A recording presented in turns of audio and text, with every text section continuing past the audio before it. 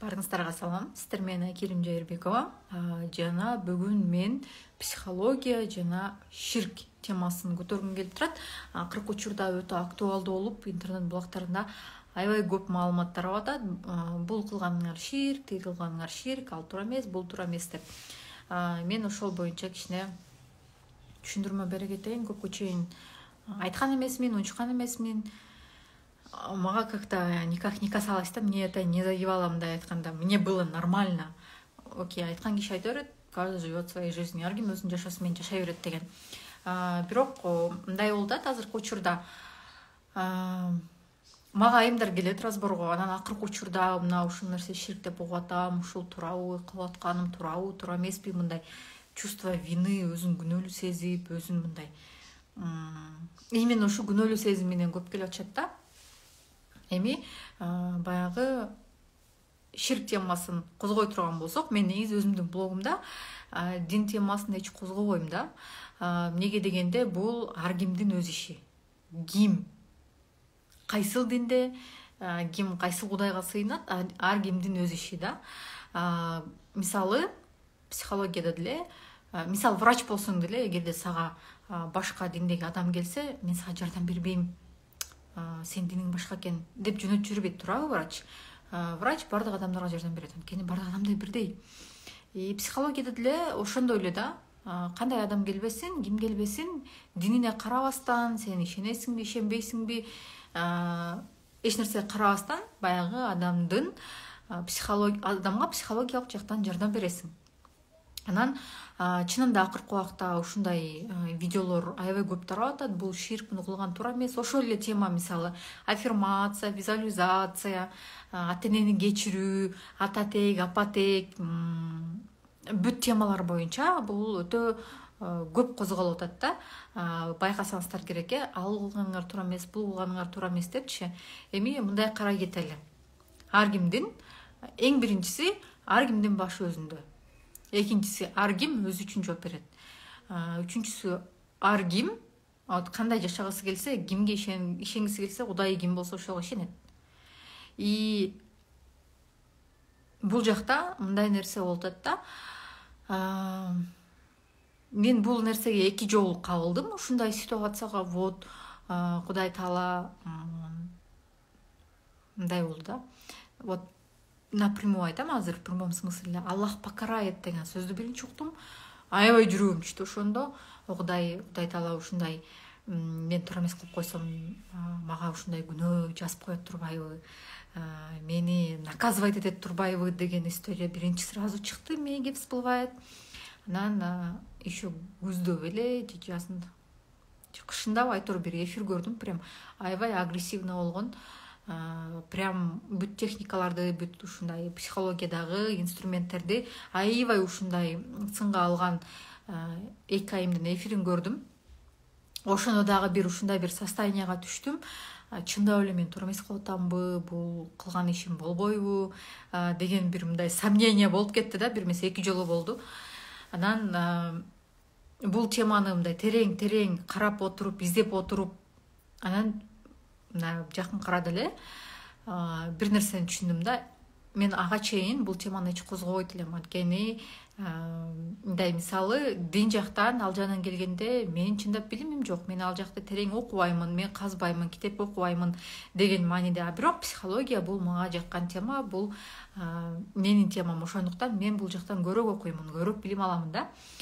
Мындай нерсе болду. Эми эмне үчүн бул нерсенин баарын ширк деп атышат? Мен силерге азыр ушул нерсени түшүндүрүп кетейин. Эмне үчүн жана кайсыл учурда чындап эле сиздин кылган нерсеңиздин баардыгы ширк болуп калат? Кайсыл учурда сиздин кылган баягы проработкаларыңыз, кечирүү техникаларыңыз бар жоктун баары ширк болуп кетет? Ширк болуп кетет эгерде могул жакта чекти билбесеңиздер. Любой нерсенин өзүнүн чеги болот, грань бар. Любой жакта. Эгерде сиз ошол чектен чыгып кете турган болсоңуз, чындап сиз ширк иш кылган болосуз, чындап сиз күнөөгө батасыз деген сөз. Бирок бул жакта мындай тонкий грань бар да. Ошону билиш керек. Кайсыл учурда сиз туура эмес кылып атасыз, аша чаап кетип атасыз. Кайсыл учурда сиз уже так, стоп деп токтоп атасыз учурунда. Бул вообще психологияда каяктан келип чыккан ширк темасы. Бул жака темасын жазып коеюн, мен муну анан YouTube каналга да киргизем. ютубка киргизем деп коюп, бул жака дагы киргизип коюн, ширк жана психология. Бул каяктан келип чыкты? Азыр мен силерге ушуну түшүндүрүп берем. Караңыздар, мындай нерсе бар. Бала төрөлгөндө, жаңы төрөлгөндө, ал кимди билет? Бир гана ата-энесин билет. Ал кайсы мамлекетте төрөлдү, кайсыл тилде сүйлөйт, ата-энеси ким, дини кайсы, каякта жашап атат, айылдабы, шаардабы, билбейт аны. Бала жөн гана төрөлдү. Бул жашоого келди. И анын ата-энеси бар.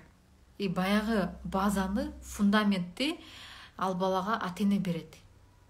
Башкача айтканда, ата-эненин дини кайсы болсо, карманган, каякта жашаган болсо, жашоо турмушу, образы кандай болсо, балага ошол нерсени баягы ата-эне өткөрүп берет. Ата-эне өзүндө бар нерсени гана ата-энеге бере алат, балага бере алат. Эстеп көрсөңүздөр, мына биздин ата-энебиз, мисалы, ошол мезгилде атеист болуп чоңоюшкан. Ленин атага ишенишкен. Вот Ленин ата бар, бүттү, Кудай жок деген нерсеге ишенишкен. Атеист. Эмне үчүн? Анткени алардын жашоосу, алардын мезгилинде дал ошондой түшүнүк болгон. Ошол нерсени берген аларга. Мээсине куйган атеизмди, Кудай жок деген нерсеничи. Алар ошол нерсеге көнүп жашап калышкан. Мезгил өзгөрдү. Бизге ислам дини көбүрөөк келип баштады. Көбүрөөк түшүнүк келип баштады. И көпчүлүгү эмне болуп баштады? Биз деген мусулмандар турбайбыз, мындай кылыш керек экен, тиндей кылыш керек экен деп бизде уже өнүгүп баштады дин. Ошол мезгилде баягы кийинки поколение уже ошол көбүрөөк баягы динге басым жасап калды. Ошол жактан өзүн тапты, мындай айтканда. Анан ошол поколение менен эле азыр катары менен акыркы 5 жыл деп коелу, бизге психология келди. Аябай именно Кыргызстанга келип баштаганы, вот акыркы прям активно келгени 5 жыл. Это максимум, да? Ага чейин бизде мынчалык жок болчу. Мынча психология өнүгө элек болчу. Анан ушул жактан азыркы акыркы жаатта именно Кыргызстандагы биздеги психология менен дин мындай тирешип калды, да? Мындай чоң ортодо пропасть пайда болду, да? Бул туура эмес, бул ширк, бул жан туура эмес кылып атасыңар деген нерсе аябай көп пайда болду. Эми бул каяктан келип чыкты? Өтө жөнөкөй. Эстеңиздер, эң биринчи баягы динде дагы мындай здоровый адамдар бар, мындай из нормального состояния түшүнүү менен келген адам бар, анан из страха келген адам бар. Коркуу сезиминин негизинде.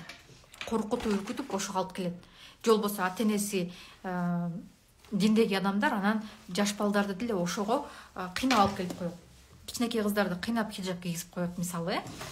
Анча мынча мындай толук билим албастан эле, түшүнүк албастан эле мындай алып кирип коюшат. Есть такое. Ал нерсе дагы бар бизде, аны дагы биз тана албайбыз. Ошол үчүн мектепте дагы учурунда канча кызыкчу болгону хиджаб менен мектепке келгенге болбойт деп бир жылдар ушуну кызыкчу болгонун билсеңиздер. Анан караңыздар, бул жактан это хорошо, когда сен ошону түшүнүп Кудайга келип атканыңда, динге келип атканыңда. Это одно. Экинчиси ошону түшүнүп түшүнбөй эле эмне кылып атканыңды, зачем келип атканыңды билбей эле келип алган, это вообще другое. Анан именно ушул жактан кайсыл учурда келет адам? Адам бир нерсени түшүнүп, эмне болду? Жок.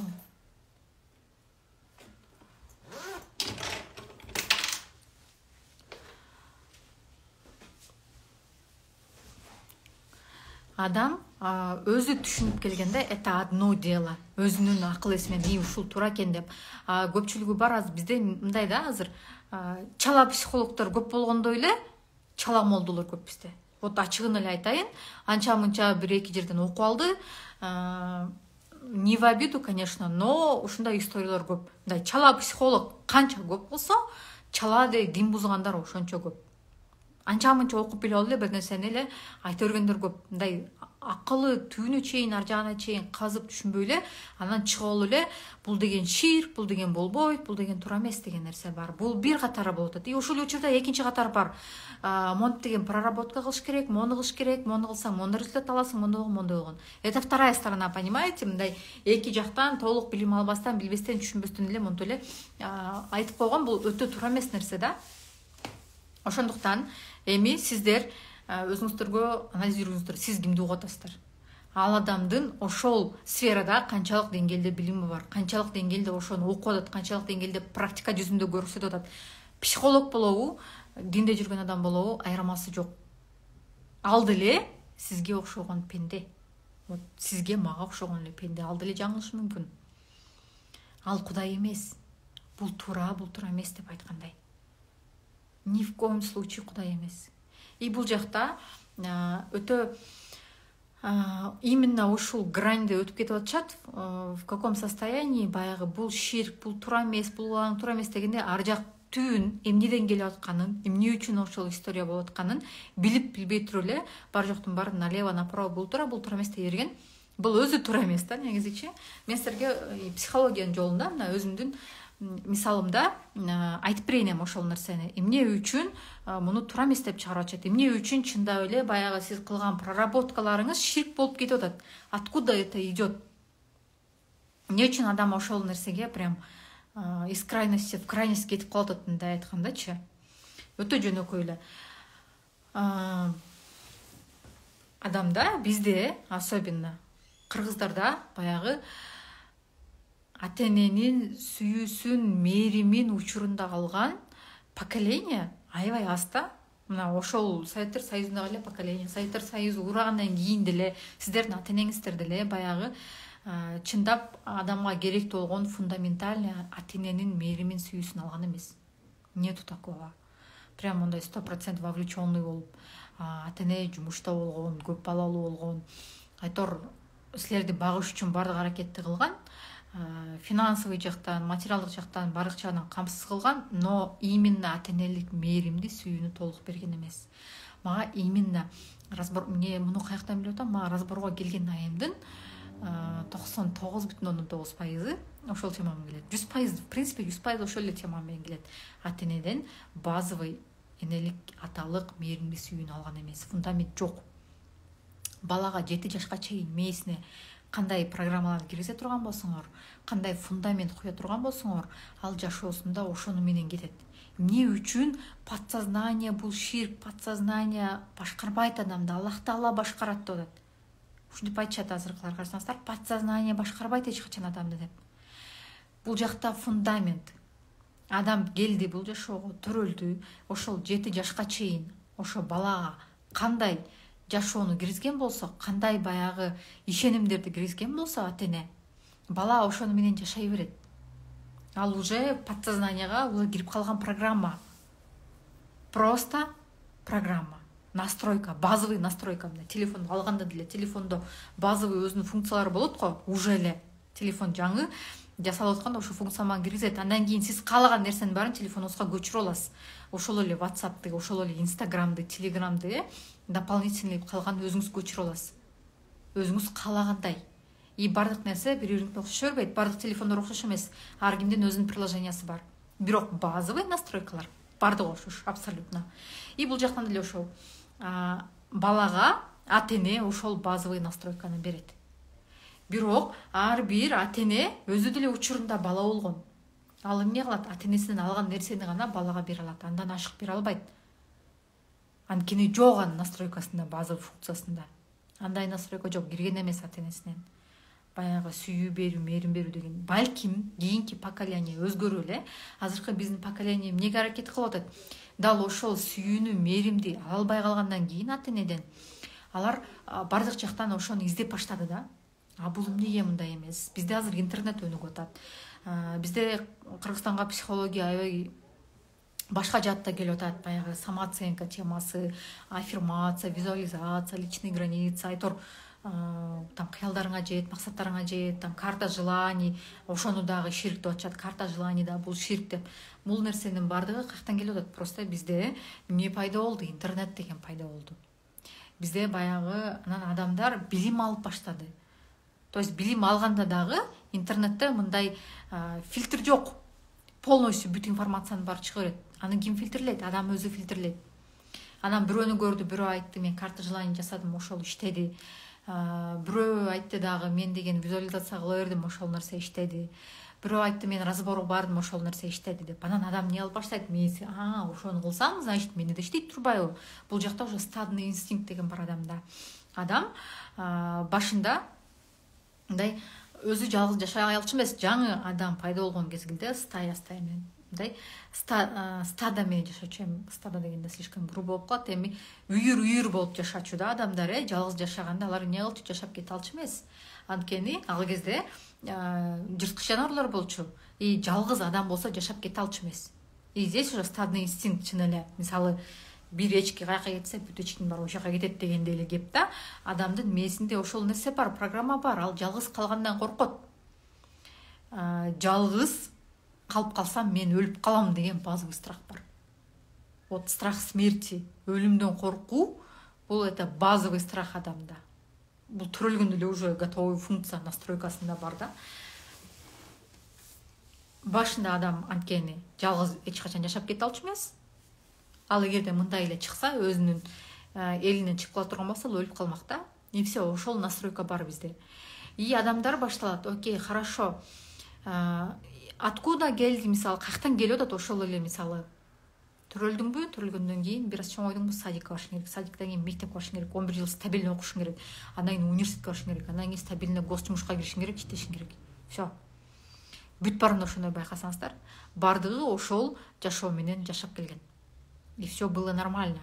То есть так было выгодно. Бизге ушул нерсени мээге киргизип койгон программага. Советтер Союзунда ошондой болчу, ооба.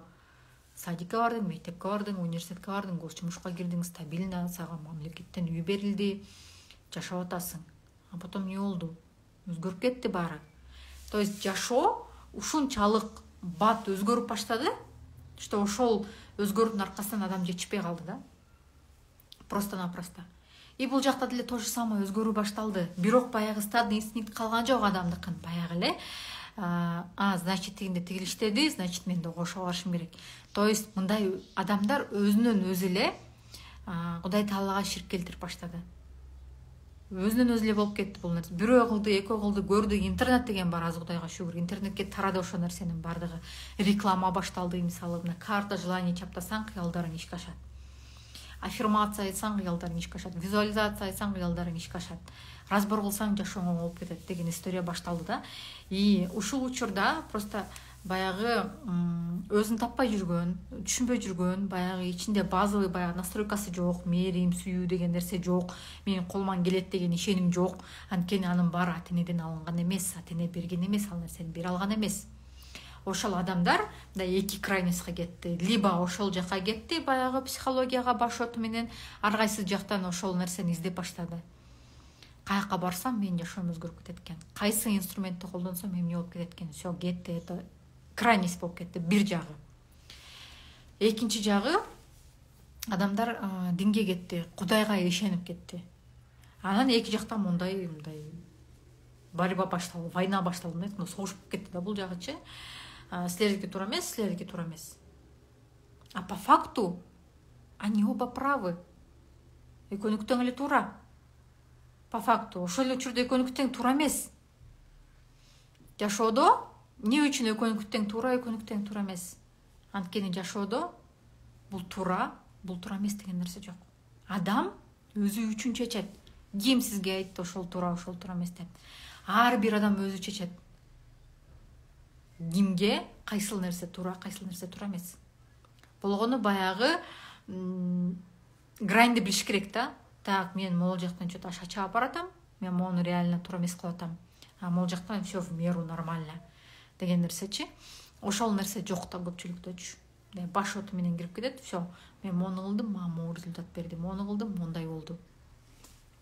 Мен ар дайым любой келген айымга, вот разборго келген айымга айтам да, мен сизге разбор кылып берем дейм. Бул инструмент жасап берем. Бул жакта Кудай Таалага ширк келтирип турган нерсе жок. Биз алып алып, бул жактан бирөөнү коюп алып ага сыйынбайбыз, андан суранбайбыз. Мен сизге разбор кылып берем, бирок бардыгы Кудайдан дейм да. Анан көпчүлүгү сразу мозг включается. Кантип эле разбор болсом эле ушинтип результат болуп калсын, я говорю. Каякта гарантия көргөн гарантия жок бул жактан. Кудай Таала сизге каягынан бергиси келсе, ошол рызкыны ошол жагынан бере берет.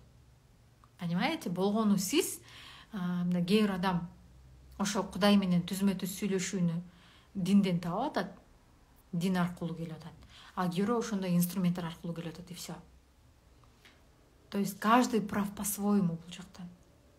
Ар бириники туура болгону аша чаппаш керек. Анан мен туура эмес көрөм кээ бир инструменттерди.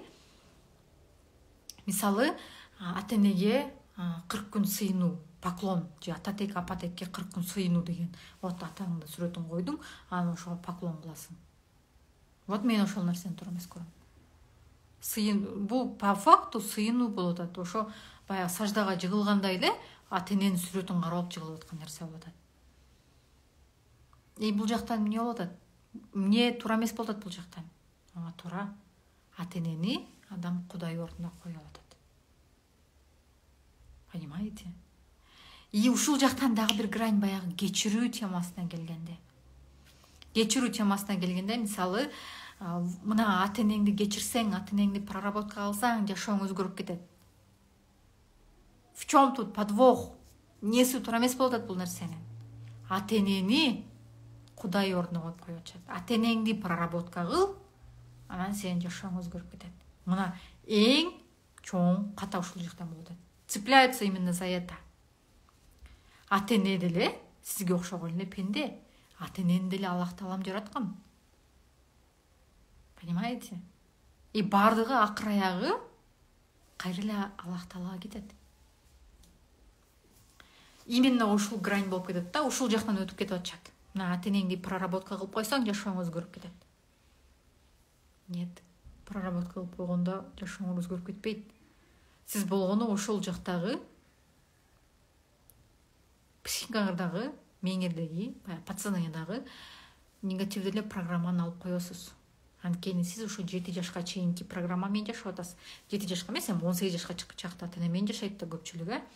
Же чоң ата, чоң апа, же болбосо жакын адам менен жашайт. И ошол жактагы жашоосу бала кезиндеги кийинки жашоосуна түздөн түз таасирин тийгизип атат. Биз ошол жактагы эле программаны, мээде калып калган программаны өзгөртүп коебуз. Негативди алып коебуз. И все. Ал жак кетти, негатив жокпу, там не за что цепляться. Илине турган эч нерсе жок негативдүү. И сценарий меняется деген сөз. Сизде уже мээңизде ал нерсе жок. Сиз ошол нерсени ойлонбойсуз кечке уже. И могул жактан туура эмес ата-энем монтип койгон экен, тигинтип койгон экен, мындай болгон экен деген нерсе жок болот. И исходя из этого все меняется. Анан мындай нерсе бар да. Дагы бир нерсе, мен азыр нумерология, сюцай, астрология деген нерселерди козгобоймун. Анткени ал уже цифра темасы, ал уже башка тема. Мен именно психология темасын гана козгойм, именно психология боюнча гана айта алам. Эми бул жактан жөн гана психологияны айтканда просто мындай грань болуш керек. И сиздер эмне үчүн баягы бул нерсени ширк деп атышат? Эмне үчүн бул нерсе туура эмес деп атышат? Эмне үчүн бул жактан күнөөгө батып атасың деп атышат? Адам болгону ошол бала кездеги ата-энеден албаган сүйүүнү, мээримди кийин башка жактан издеп атат. Ошону алыштын эле амалын кылып атат. Все, башка эч нерсе жок бул жакта. Ошол эле сүйүүнү, мээримди ар кайсы жактан издеп атат. Ошо поддержканы, опораны. Балким ушул жака барсам мен жөнүндө бир нерсени айтып берер. Балким ушул жака барсам ишим жүрүшүп кетер. Балким ушул жака барсам там карыздарымды жаап алармын деген история менен эле адамдар ар кайсы курстарга барат, марафондорго барат, ошол эле разборго барат. И в поисках да, издейт да. Бул жөн гана инструмент. Мисалы, Кудайга келүүдө дин аркылуу келүү, бул бир инструмент. Дин аркылуу келүү. Психология аркылуу келүү, бул экинчи инструмент. Бул жакта эми бул күнөө болуп атасың, бул жагың күнөө эмес, бул жагың туура эмес кылып атасың деген нерседе карай турган болсок, ошол эле мисалы динге келип алып, анан мунуңар ширк, тигиңер ширк, муну туура эмес кылып атасың, тигин туура эмес кылып атасың, тигил тигинтип коюптур, бул мону кылып атыптыр деген диндин көзү менен караганда башка адамдарга сын тагуу, башка адамдарды ушактоо бул деле өзү эмне болуп атат, күнөө болуп атат, с одной стороны. Видите, дуальность. Бул жакта туура эмес деген нерсе жок. Адам өзү үчүн чечет ар бир нерсени. Ушундай нерсени укканда, уктуңарбы? Фильтрден өткөргүлө. Фильтруйте, информацияны фильтрден өткөргүлө. Бүт барын кандай болсо ошондой кабыл ала берсеңер, болбойт ал нерсе. Бардык нерсени эле. Менин сөзүмдү угуп атасыңарбы? Фильтрлегиле. Керектүү жагын алгыла, керек эмес жагын алып койгула. Окей, мен бул жагын кабыл алдым. Мен бул жерди түшүндүм, бул жерди я не воспринимаю. Анткени ар бир адам өзү үчүн жооп берет. Ар биринин өзүнүн башы бар, өзүнүн мээси бар. И мынтип айтып атканда, эми мен сени эскертип коеюн деп атам, кийин туура эмес кылып алба деп атып, биз уже эмне кылып атабыз? Баягы, смотрите, илимдүү, билимдүү адам өзүң, мына мен илимдүүмүн, билимдүүмүн, мен сага бир нерсе үйрөтөм. Менин айтканым туура. Сен менин айтканымды угушуң керек деп атып, эмне кылып атат? Мына эки пенде болсо, адам болсо, баягы акыл үйрөтүп аткан адам өзүн Кудай ордуна кое алып атат. Түшүнүп түшүнбөстөн неосознанно мен билем. Мен сага айтып берем. Мен сага түшүндүрүп берем. Понимаете? Болбосо ал деле сизге ошол эле пенде, анда местосы могул жакта эле. И вот жанагы силерге мунуңар ширк, мунуңар туура эмес, мону кылып атасыңар, тигини кылып атасыңар. Аны кылбагыла. Эмне кылып атат? Ал Кудайдын ордуна туруп алып атат. Понимаете? Мына вот это, мына ушул нерсе ширк. Мына ушул нерсе туура эмес. Действительно туура эмес. По факту түшүнүп түшүнбөй адам өзү ширк кылып атат. По факту түшүнүп түшүнбөй адам барып өзү Кудайдын ордуна туруп алып атат. Мен сага айтып коеюн, эскертип коеюн деп атам, бирок мону туура эмес. Деген нерсечи. И психологияда бир жакшы жагы, мага эмнеси менен жагат психология. Бул жакта сен мисал айтып берет адамга. Адам келди, адам өзү келмейинче, мисалы, эч ким барып ага жардам бербейт, эч ким аны спасать этпейт. Өзү келет, мага мондай жардам керек болуп атат. Мага могул нерсе керек болуп атат. Адам айтып берет. Сенде мондай проблемалар бар. Там самооценка боюнча, дагы тема менен келиши мүмкүн. Сен ата-энеңе таарынып жүрүп турсуң, мондайың бар экен, тиңдейиң бар экен. Это нормально. Айтып берди, түшүндүрүп берди. Адам уже дальше чечим чыгарат. Окей, мен ушул адам менен иштешем, ушул психолог менен же иштешпейм. Чечим чыгарды. Ошол моментте психолог эч качан башка адам үчүн чечим чыгарбайт. Психолог эч качан башка адам үчүн сен мондай экенсиң, тиңдей экенсиң, сен мону кылышың керек деп айтпайт. Просто жол көрсөтүп берет. Показывает путь, жол көрсөтүп берет. А то, что сейчас делают, сен мону туура эмес кылып атасың, сен мондай кетишиң керек, тиңдей кетишиң керек, муну кылышың керек, тигини кылышың керек. Бизге болгону баягы динди башкача мындай коркутуу менен, страх менен жеткирип коюшкан да. Вот через из состояния страха Кудайдан коркуп, анан адамдар динге келтирип койгон да. Бул туура эмес подход да, негизичи. Именно ошон үчүн да бизде аябай отторжение болот. Жок, мен барбайм деген историячы. Корккон жактан баягы кээ бир адамдар барат из страха, кээ бир адамдар барат из состояния ыраазычылыктан. Ар кандай история болот эми бул жакта. Бирок бизги көпчүлүгүндө из состояния страха. Сен кылбасаң, сен тозокко чөйсүң, сен мындай болосуң, Кудайдын карына каласың деген историяларчы.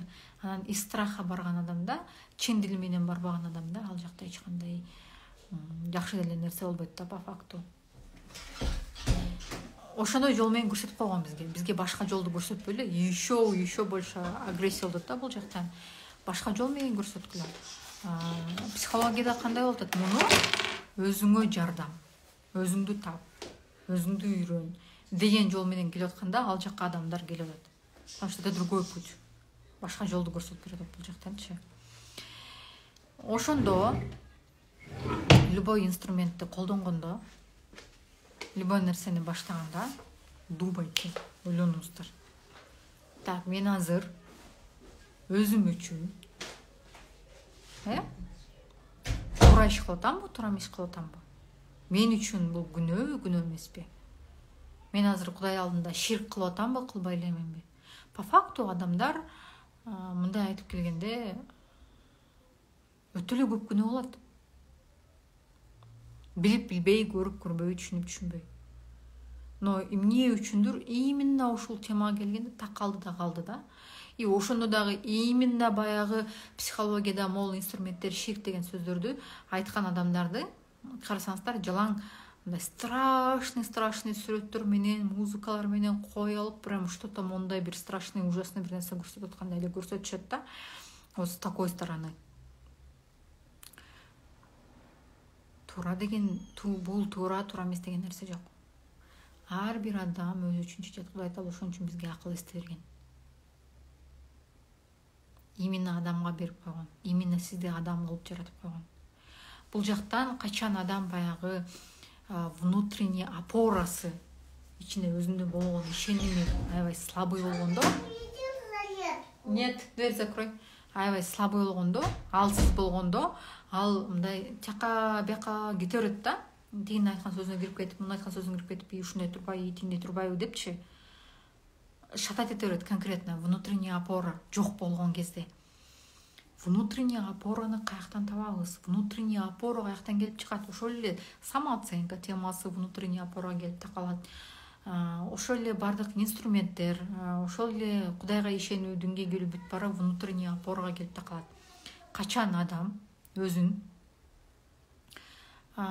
издей берип, мына көптөгөн курстарга, марафондорго барып жүргөн айымдар азыр мени түшүнөт.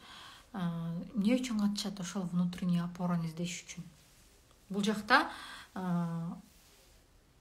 бир гана Кудай Тааланы эмес, Кудай Таалам бар, мына бир гана Аллах бар деген нерсе эмес, баласын Кудай ордуна кое алгандар абдан көп. Күйөөсүн Кудай ордуна кое алгандар абдан көп.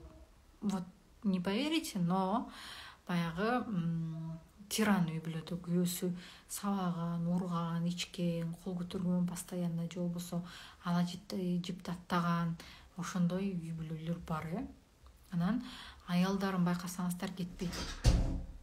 Из какого состояния? Финансылык жактан. Дверь закрой, пожалуйста, тут нету зарядки. Финансылык жактан көз карандуу. Нету тут зарядки дедим. Финансылык жактан көз карандуу болуп кетпейт. Өткөндө эле менде бир ушундай окуя болду. Бир айым келди, жолдошунан аябай коркот экен да. Прям монтип успокоительный ичип калыптыр 3 маал. 3 таблеткадан күнүнө валерьянка ичет экен, элестетиңиздер. Күндө канча жылдан бери. И ошол историяда мындай айтып берип отурса, күйөөсүн Кудай ордуна кое алыптыр да. Вот действительно, с одной стороны, күйөөсүн Кудай ордуна кое алган. Корком күйөөмдөн дейт. Ушунча корком, кетип калгандан корком. Мени бир нерсе кылып коет, өлтүрүп коет, кызымды бир нерсе кылып коет дейт. И с другой стороны, мындай карап турсаң, өзүн күйөөсүнүн алдында Кудай ордуна кое алган да. Мен кетип калсам бул эмне болот? По факту бул көпчүлүгүндө эле бар. Башка айымдарда деле бар, баягы жолдошуңар ичип жүргөн болсо, аны аясаңыздар, мен кетип калсам бул эмне болот? Бул алкаш калат да бир жерде. Эмне кылып атасыңар? Анын тагдырын өзүңөргө, мойнуңарга жоопкерчилигин алып атасыңар. Өзүңөрдү Кудай ордуна коюп атасыңар. То же самое ошол тексттерди жазып, баягы сөздөрдү айткан адамдар эмне кылып атат? Мен жеткирбесем, буларга ким жеткирмек эле? Булар ошентип ар кайсы техникаларды, проработкаларды алып, туура эмес иш кылып, ширк иш кылып атышат. Деп өзүн эмне кылат? Кудай ордуна коюп атат. Понимаете? Үй бүлөдө то же самое. Аябай контроль коюп алганда, бүт баарын сизди башкарып алганда, вот без меня никто ничего не сможет. Мен жок, эч ким эч нерсе кыла албайт. Бүт баарын мен башкарып турушум керек, контролдоп турушум керек, карап турушум керек дегенде, эмне кылып атасыз? Сиз өзүңүздү Кудай ордуна коюп атасыз. Бул ширк эмеспи? Ширк албетте. Бул жакта качан адам өзүнө ишенбегенде, вот өзүнө болгон ишеним жок болгондо, ошол ишенимди извне, сырттан издегенде, издеп баштаганда адамда адам өзүнө ишенбейби, демек Кудай Таалага ишенбейт деген сөз. Сизди Кудай Таала жаратты, сизге ошол нерсенин баардыгын берди. Ошондо да жок деп сиз эмне кылып атасыз? Өзүңүзгө ишенбей, жок, колуман келбейт, кыла албайм, анта албайм, тинте албайм, понимаете? Насколько вы себе не верите, насколько сиз Кудайга ишенбей атасыз. И ошонун негизинде азыркы учурда өтө көп последствия бар да, ошонун негизинде жыйынтыгы өтө көп. Мисалы, карызга батып кеттиңиз. Кайсы учурда адам карызга батып кетет? Өзүнүн алынан алы жетпеген ишти алып алганда, өзүнүн алы жетпеген, андан да өзүнүн жоопкерчилиги мындай болгон, жете турган, өзү алы жете турган нерседен көп нерсени алып алганда, адам карызга барып кетет. Эмне кылды? Өзү Кудайдын ордуна коюп койду. Контролдогондо, үй бүлөдө балдарыңызды контролдойсузбу, күйөөңүздү контролдойсузбу, неважно, эмне кылып атасыз? Менсиз алар эч нерсе кыла албайт. Мен жок болсом булар эмне кылмак эле? Булар ачка калмак, булар тиндей кылмак, мындай кылмак. А сиз кайдан билесиз? Бул жакта да өзүңүздү Кудай ордуна коюп атпайсызбы? Сиз жок болсоңуз деле жашайт алар. Кудайдын берген рызкысы менен жашай берет. Алар деле Кудай жараткан пендеси. Алардын деле сиздей эле алы бар, сиздей эле бардык полномочиясы бар, мындай айткандачы, понимаете? Көпчүлүк учурда адамдар туура кылып атам деп ойлойт да, бирок өзү эле ошентип эле өзүн Кудай ордуна коюп алат. И внутренний бул жактан эмне кылабыз? Биз внутренний опораны өстүрөбүз. Внутренний опораны өстүргөндө, баягы внутренний опора жок болгондо адам аны ар кайсы жактан издеп баштайт. То есть өзүнүн жүрөгүндө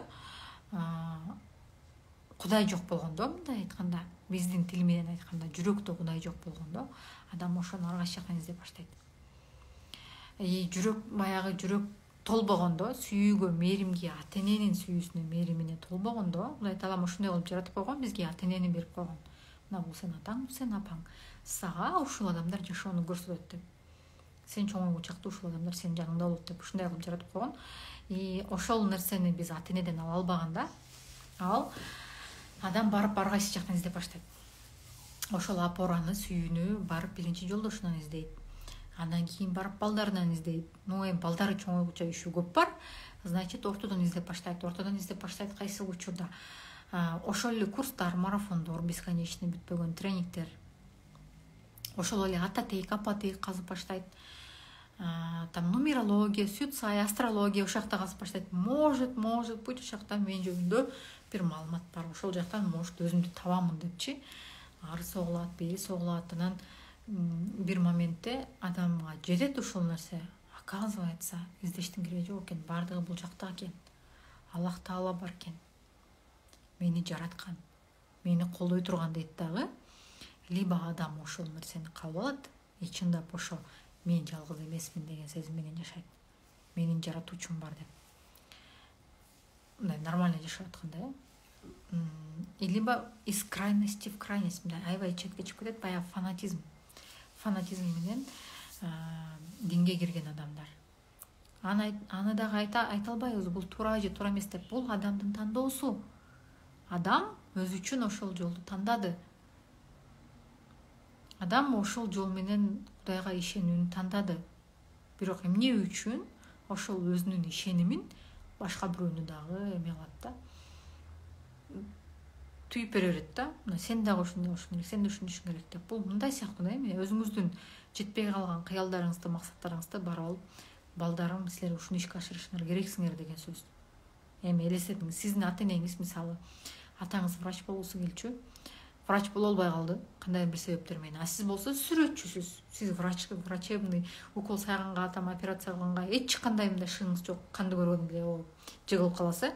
И сизди атаңыз кыйнап атат. Сен да врач болушуң керек деп. Өзүнүн баягы ишке ашпай калган, же болбосо өзүнүн жашоого болгон көз карашын сизге түйүп берип атат.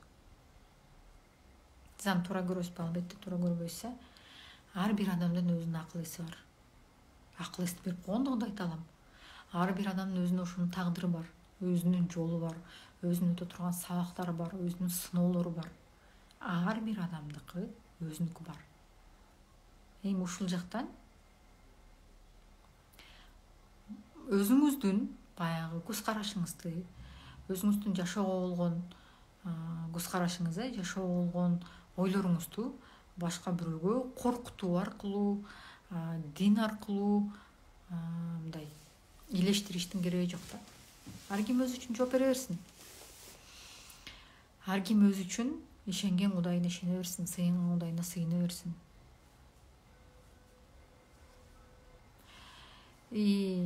Бул ширк, бул туура эмес деген нерседен просто өзүңүздөрдүн акыл эсиңиздер бар. Кудайга шүгүр берип койгон Кудай дагы бизге. Өзүңүз ойлонуңуз ошону. Окей, что для меня?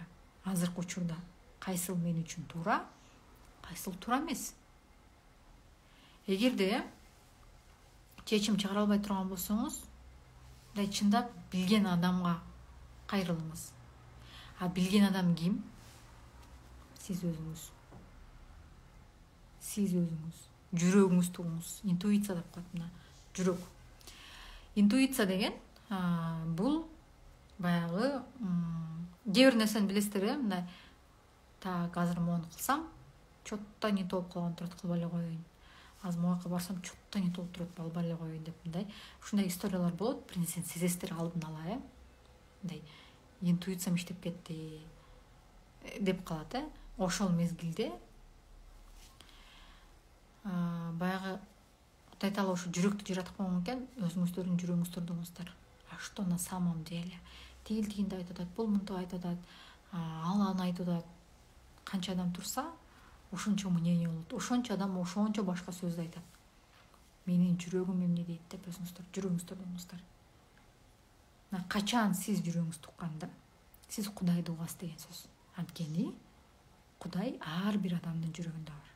Болгону ошону уга билиш керек. Саламатсызбы, мен 34 жаштамын, 6 жыл мурун ажырашып кеткем. Я не смогла родить, у меня страх, боюсь. Если не рожу, кайра ажырашып кетем деп меня бросит деген, как не бояться дейт. Смотрите, бул жактан то же самое азыр айтсак болот. Мен азыр сиздерге эки вариантын айтам. Бул жакта деген Кудай маңдайыңызга жазып койгон ушул нерсени. Это одно. Коркпой турмушка чыга бериңиз. Кудайым берет сизге баланы деп. Бир сторонасы. Экинчи сторонасы, медицина жагынан келгенде, төрөгүн төрөй албай калган болсоңуз, бул жакта обследование кылыш керек болчу. Эки сторонасы, что жолдошуңуз, то сиз, ошонун негизинде анан карап анан чечим чыгарыш керек болчу. Ажырашыш керекпи, керек эмеспи? В чем проблема? Кимде проблема? Психологияга келе турган болсок, страх, то есть сиз эмне кылгыңыз келип атат? Бала менен үй бүлөнү сактап калгыңыз келип атат. Бирок бала менен сиз эч качан үй бүлөнү сактап кала албайсыз. В любом случае көпчүлүк учурда сактап кала албайсыз. Эмне үчүн? Балалуу толтура баласы менен эле таштап кетип аткандар канча. Толтура баласы менен эле там ойношуна кетип калаткандар канча, понимаете? И страха ошол коркуу сезимден сиз турмушка чыгып, ошол коркуу сезимден эле төрүүңүз келип атат, понимаете? Но бала менен сиз бала менен үй бүлөнү сактап кала албайсыз. Вот в чем дело. Встречаются такие мужчины, которые не понимают, что сиз эмне үчүн вот баягы страх, ошол страх менен вы себе притягиваете. Адамда кайсыл эмоция көбүрөөк болсо, что преобладает, ошол эмоция менен тартып келе берет да жашоосуна бүт нерсени. Из состояния страха сиз ошондой адамдар биз турмушка чыксам төрөй албай калсам деп, получается, турмушка чыккыңыз келип атат, с одной стороны, с другой стороны. Коркуп атасыз, вот этот страх сидит в вас, да, и вроде бы эркектер келет, притягиваются, но ошол страх аркылуу төрөй албай калсам деген отталкивает, и все. То есть сиздин азыркы реальностуңузда, жашооңузда только ошол эле нерсе болот, фокус ошол жакта болот. Окей, бир жолу турмушка чыктым, ажыраштым, төрөй албай койдум, значит, кийин да ошо кайталанат, и меня обратно бросят. Все. Видите, сиз дагы бул жактан уже эмне кылып атасыз? По факту өзүңүз чечим чыгарып коюп атасыз. Вот ушундай болот. өзүңүздү Кудайдын ордуна коюп койдуңуз, и ушундай болуп атат. И все. И бул жактан эмне кылса болот по факту, эмне кылса болот. Нужно понять причину, откуда это идет. Ошол страх на самом деле баягы турмушка чыкканыңыз, туруй албай калганыңыз, балалуу болбаганыңыз, это уже последствия. Уже бул болгон нерсе болуп атат. Анын причинасы каякта жатат? Первая причинасы, ошо первая причинасын караш керек. Анан ошону карап, ошол страх каяктан келип аткан түбүн түшүнгөндөн кийин, сестрой калып анан ажырашып кеткен жакта эмес, анан дальше еще түптө жатат. Ошол жактан таап чыккандан кийин анан проработка кылып кетирсеңиз болот муну.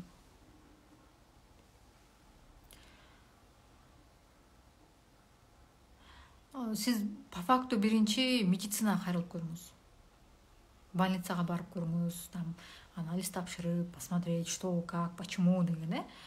Анан эгерде бул жакта медицина жардам бере албай калса, анан психология. Бизде көбүнчө ушундай да. Качан медицина жардам бере албай калганда адамдар же психологияга кетет, же динге кетет. А по факту, что психология, что дин экөө бир эле. Просто экөөнүн мындай адамдарга жеткирүү тили башкачараак да. Мындай башкача тил менен жеткирет. Психологияда башкача, динде башкача. И мындай карап келгенде, жөнөкөй мындай базовый салыштырууларды ала турган болсок, анда психологияга кайрылып көрүңүз. Мага жазсаңыз, мен сизге кандай жолдору бар айтып берем. Жөнөкөй эле нерсе. Мисалы, ата-энени проработка кылуу дегенде, динде деле ошол нерсе бар. Ата-эненин ыраазычылыгын алыш керек. Психологияда деле ошол. Бирок из состояния надо кылышым керек турбайбы деген состояниядан кылышат көпчүлүк учурда. Мондай исламда мондай айтылган экен, динде мен деген демек ата-энени сыйлашым керек, макташым керек, баалашым керек. Все это идет отсюда. Көпчүлүк адамдардыкы из головы кетет да. Мээден кетет, ойдон кетет. На самом деле бүт баары жүрөктөн кетиш керек. Качан жүрөктү ачып, качан сиз ата-энеңизге чындап ыраазы болгондо, и вот ошондо анан мындай айтканда, азыркы тил менен галочка коюлат да. Бизге көбүнчөсү головой идут. Баш менен кетет, ойлонуу менен кетет. Кылышым керек турбайбы, значит кылышым керек. Динде ошол милдет турбайбы, значит кылышым керек деп. Биз аны мисалы психологияда кандай жол менен кетирип атат, ошону баягы бүт баарын чыгарып, ичиндеги калып калган сезимдерди, эмоцияларды, негативдүү таарынчтарды чыгарып, анан акырындык менен ыраазычылыкка алып келип атат. Айырмасы ошол эле. Эмне үчүн ата-энеңди кечирсең жашооң өзгөрүп кетет деген бул каяктан келип чыгып атат? Өзү ата-энеңди кечирип, ошо ата-энеңе ыраазы болуп жаша деген сөз болуп атат. Качан ыраазычылык келгенде жашооң оңолот деген сөз да. Психологияда мындай нерсе бар. Ата-энеңдин пока ата-энеңди кечирмейинче сенин жашооң оңолбойт деп коет. Мисалы, апаң сенин мамилең үчүн жооп берет дейт, атаң сенин акчаң үчүн жооп берет дейт. Анан көпчүлүк айтат да, причем тут ата-эне, причем тут мамиле, акча депчи. Бул мындай эле өтө жөнөкөй. Эгерде сиз бала кезде үй бүлөдө кандай эмени көргөн болсоңуз, үй бүлөнү көргөн болсоңуз, ата-энеңиздин мамилеси кандай болгон болсо, бири-бирине болгон мамилеси, экөөнүн жашоосу, көз караштары кандай болгон болсо, сизге ошол модель поведения кирди. Значит, ата-эне деген ушундай болот экен, эркек аял деген ушундай болот экен, мамиле деген ушундай болот экен. Все, программа кирди, сиз подсознательно кийин ошондой үй бүлөнү издей бересиз. Эмне үчүн кыз киши баягы өзүнүн атасына окшош эркектерди кийин турмушунда таап алат. Из этого же состояния. Либо экинчи вариант, баягы ата-энесинин сүйүүсүн албай калды, нету там любви, анан ошол ата-эненин сүйүүсүн возмещать этип алгысы келет каяктан, баягы жолдошун алгысы келет. Жолдошун коюп коет дагы, все, сен мага сүйүү беришиң керек, мээрим беришиң керек деп, ошол фигурадан издеп баштайт. Ата-энесин эмес. Аялдык, эркектики деле ошондой. Энесинен албай калдыбы, же болбосо энесине кандайдыр бир претензиялар барбы, кийин аялынан чыгарат, же болбосо аялынан требует этет, сен мага беришиң керек, сен аны кылышың керек, муну кылышың керек. На самом деле никто никому ничего не должен. Эч ким эч нерсе карыздар эмес. Вот ошол жактан келип чыгат. Реализация акча темасына келе турган болсок, баягы ата темасы. ата бул биздин опорабыз, защитабыз, бизди коргой турган, ошол нерсенин баарын мындай бере турган, баягы үйдө акча таап келген дагы ата. И ошол мындай чувство защищенности менде баары бар, атам бар, мени коргой алат, мага бере алат ошол нерсе деген сезимди ата берет да. Эгерде ошол сезим жок болсо, базовый мындай защита, опора жок болсо, и кийин дагы ошол нерседен именно акча, баягы чоң акчага чыкканда, реализацияга кеткенде, элге чыкканда, мындай чоң масштабка чыкканда корккон ошол. Анткени артында коргой турган адамы жок. Кичинекей баланы төрөлгөндөн кийин таштап кой, ал өзүнчө жашап кете албайт. Ага ата эне керек. Ата эне чоңойтуп атат, ата эне ошол нерсенин баарын бере алат. Именно ошон үчүн ата энеңди проработка кыл дагы, анан үй бүлөдө мамилеңди оңдо, анан акчаңды оңдо, жашооңду оңдо деген ошол эле.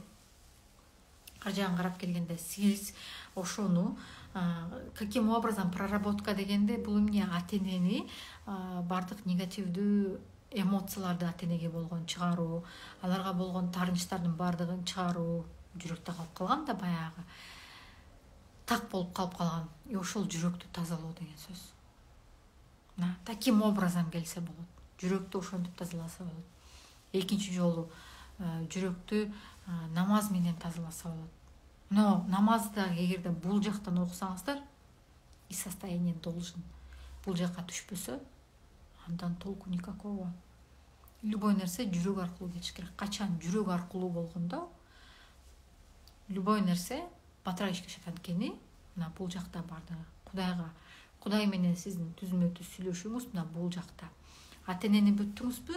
Андан кийинки нерсе, мисалы, ата тег, апа тег темасы болуп атат. Ал эмне үчүн керек? Ошол эле биздин тегибиз, тайэне, таэта, жетата, жетапа. Ал жакты кетирдиңизби? Оңдодуңузбу? Ал жактан деле ал жактар биз аларга сыйынбайбыз. Биз аларга болгону ыраазычылык сезимге келебиз. Мына ушул текте, ушул адамдардын арасында төрөлүп калганым үчүн ыраазымын. Сиздер мага менин төрөлүшүмө, мисалы, бир адам төрөлүш үчүн ага чейин канча деген адам жашап өткөн, канча деген адамдын тагдыры бар, өзүнүн басып өткөн жолу бар.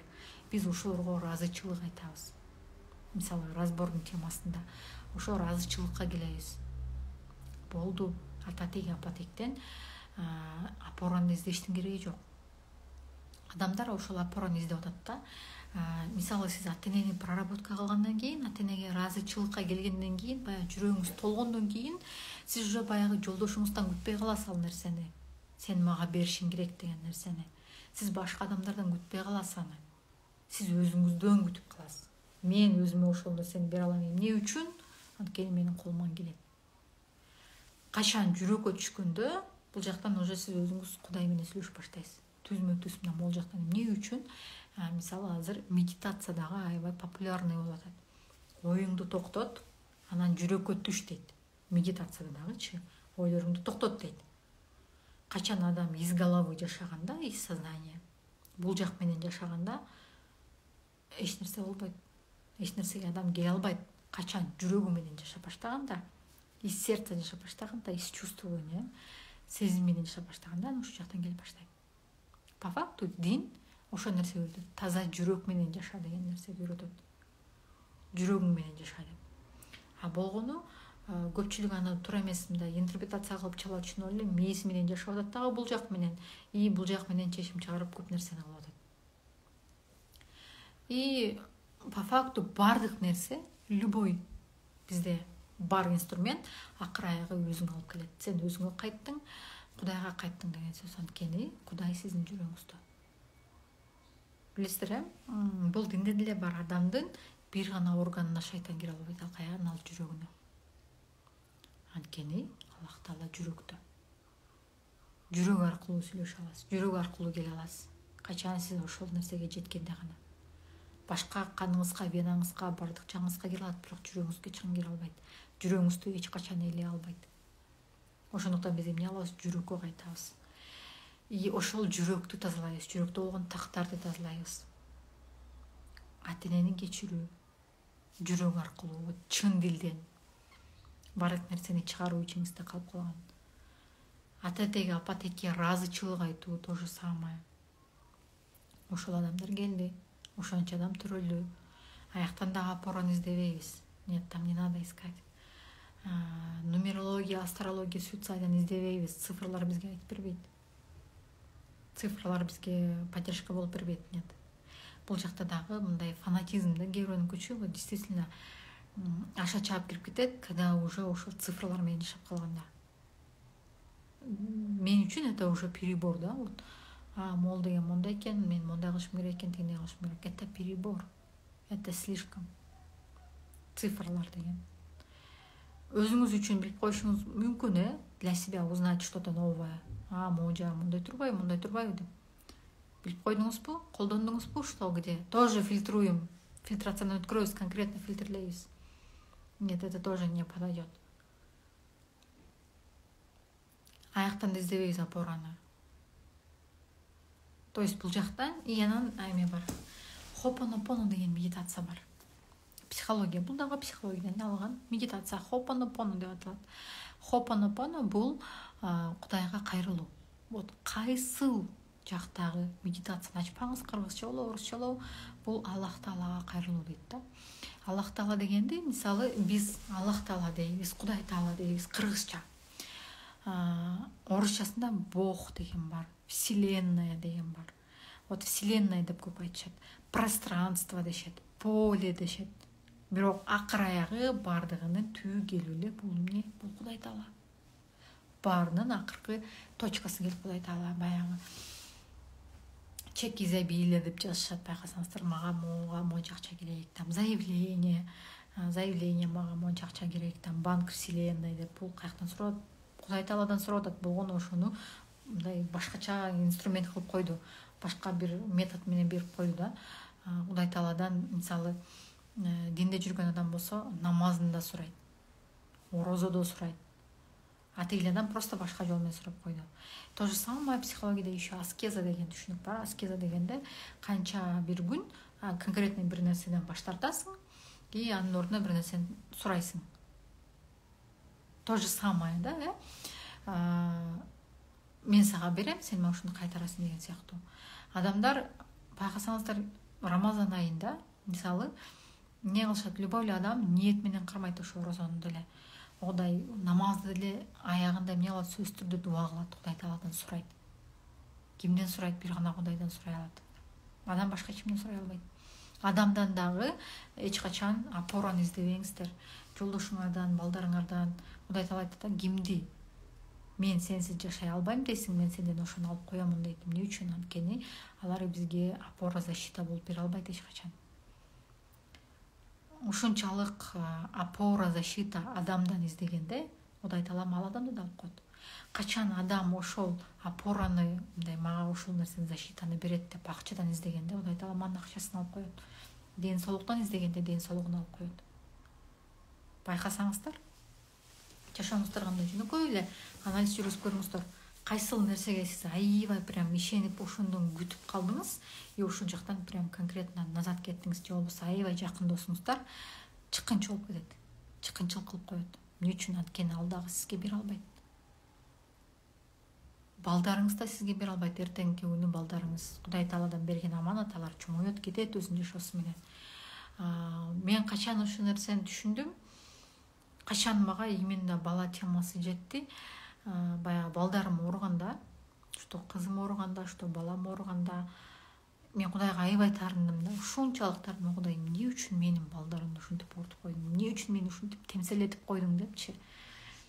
Аябай таарынгам да, эмне үчүн менин балдарым деп ушундай таарынгам. Анан ошонун негизинде изденип жүрүп мен психологияга келгем. Ушул жол менен келип калгам да.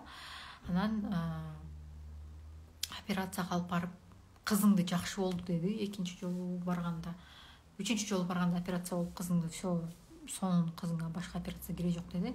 Төртүнчү жолу баламды алып барсак, кызымды обследование кылып туруп, жок, кызыңа дагы операция керек экен деди да.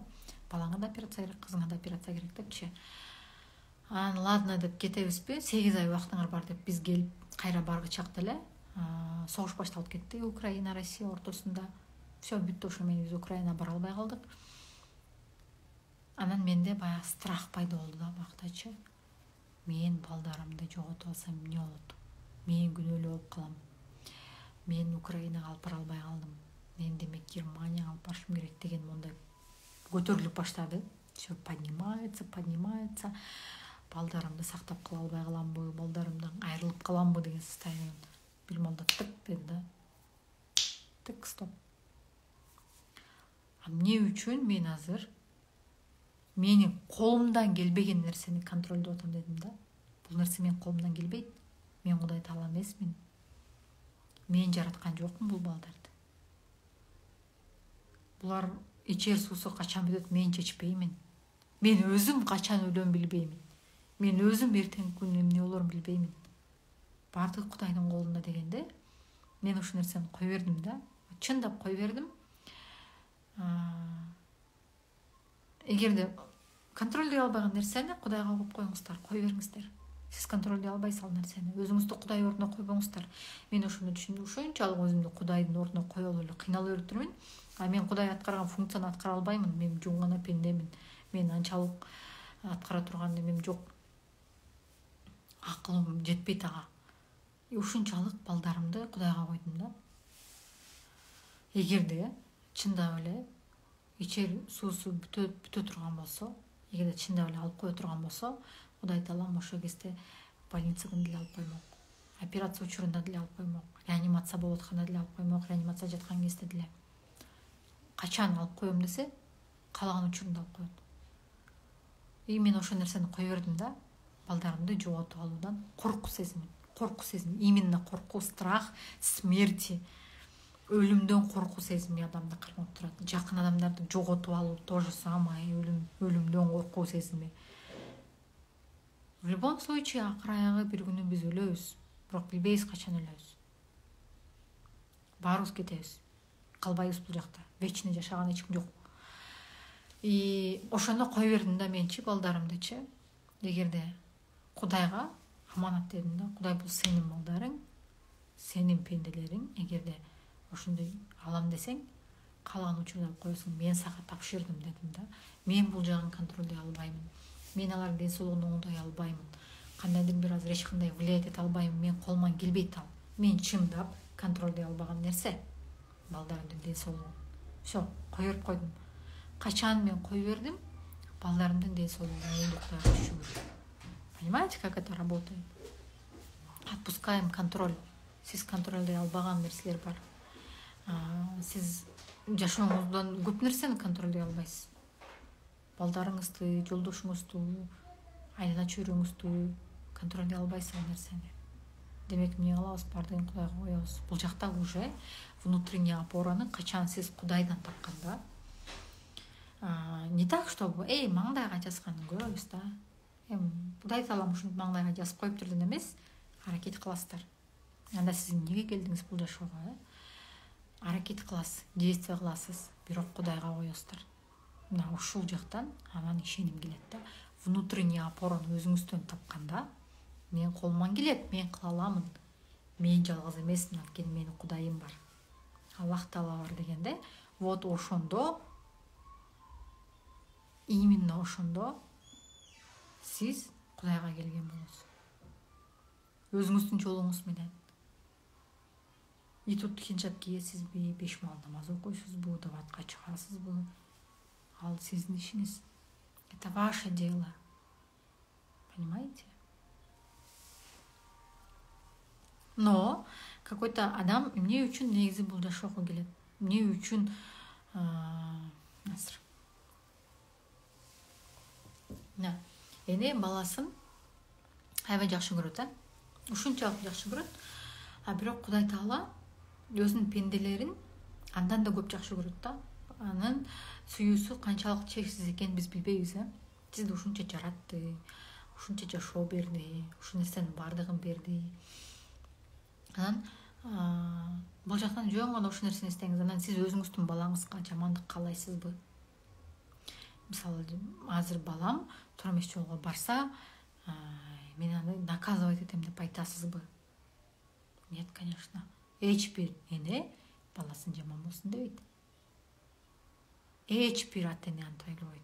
Менин балам жакшы болсо экен, ден соолугу чың болсо экен, жакшы жумушта иштесе экен, жакшы жашоосо экен, бактылуу болсо экен дейт.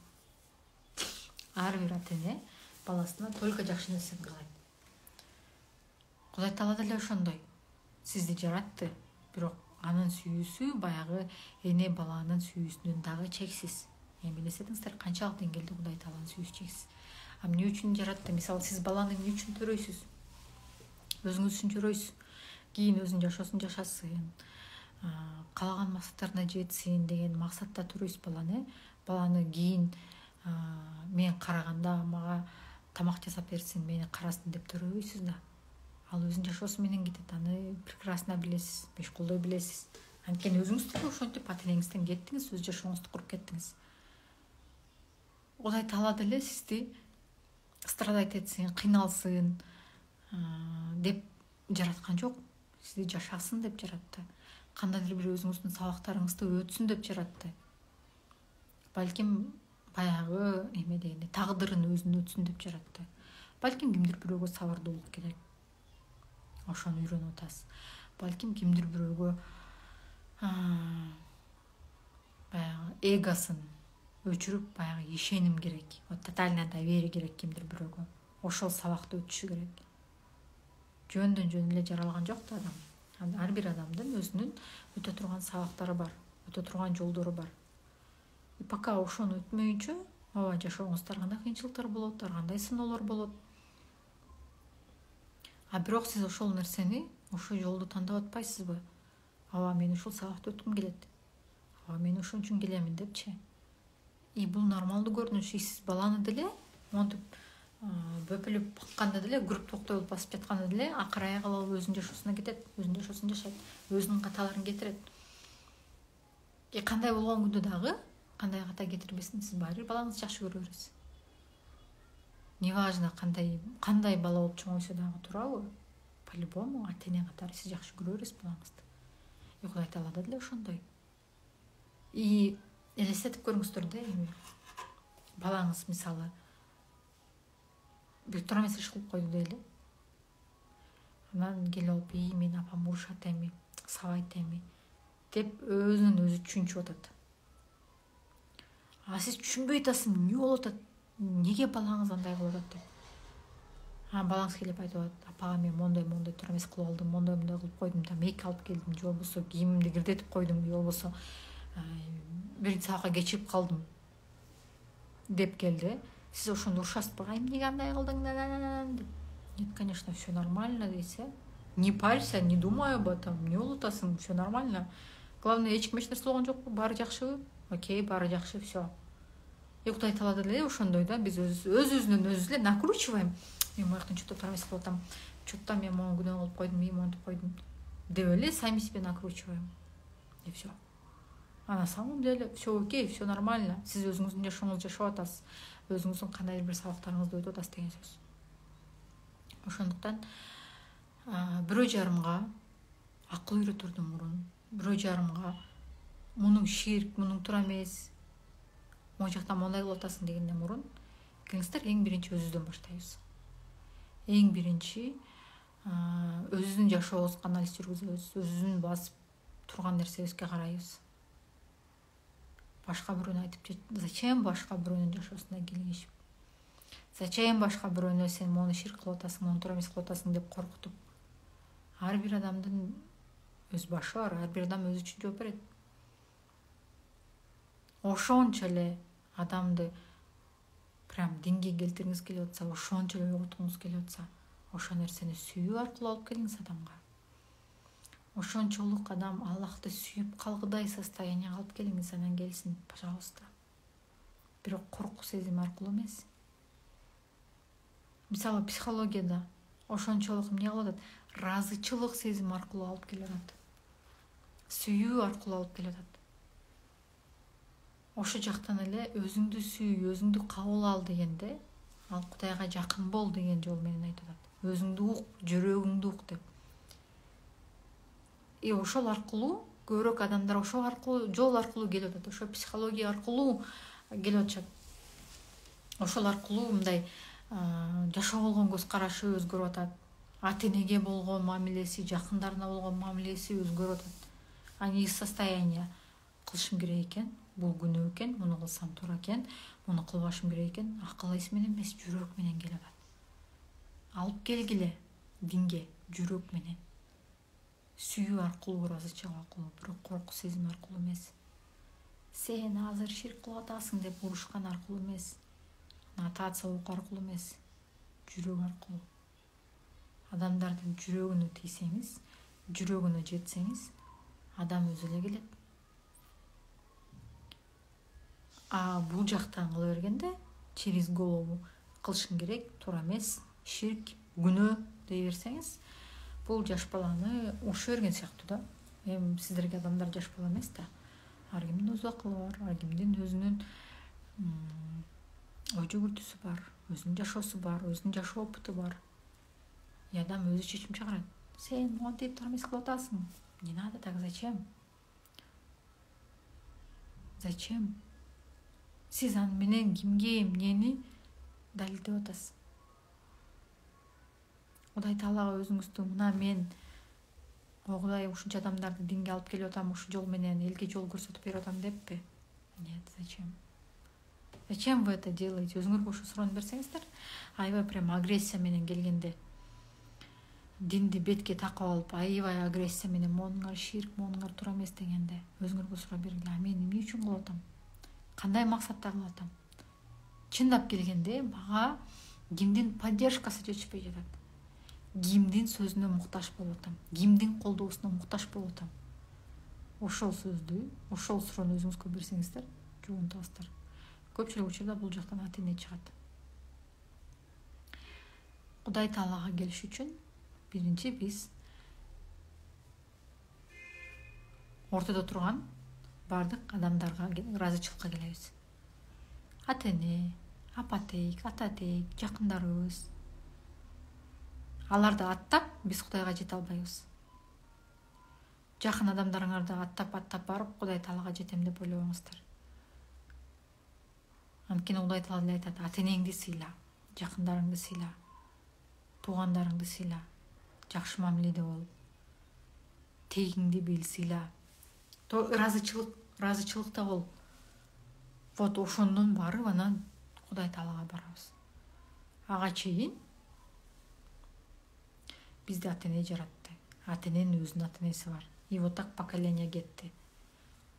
Жакындарыбыз бар. Вот именно базовый ошол жактан баштайбыз. Акырындык менен анан сүйүү менен, ыраазычылык менен келебиз. Эгерде сиз өзүңүздүн атенеңизди сүйгөндү, ыраазы болгонду үйрөнбөсөңүз, сиз өзүңүздү сүйүп, өзүңүзгө ыраазы болгонду үйрөнбөсөңүз, чындап эле кантип сиз Кудай Таалага келе аласыз? Кантип сиз Кудай Таалага ыраазы болуп, кантип аны чын жүрөгүңүздөн сүйө аласыз? Эгерде элементарно жаныңызда турган адамдарды сүйө албай атсаңыз, кантип келе аласыз ал нерсеге? Ошондуктан биз эң биринчи өзүбүздөн баштайбыз, жакындарыбыздан баштайбыз. Жүрөктү ачабыз. Жүрөк ачылган соң бул жака Кудай Таала өзү эле келет. Эч ким урушпаса деле, эч ким ар кайсы сөздү айтпаса деле, эч ким коркутпаса деле, акыры аягы келет бул жака. Бирок биринчи жакындардан баштайлы. Жаныбызда бар адамдарды сыйлайлы. Атенеден баштайлы эң биринчи. Анан ары барсаңыз болот. Эмесе барыңыздарга чоң рахмат. Суроолоруңуздар болсо, видеонун астында жазыңыздар. Ошондой эле. Же болбосо мага өзүмө жеке кайрылсаңыздар болот.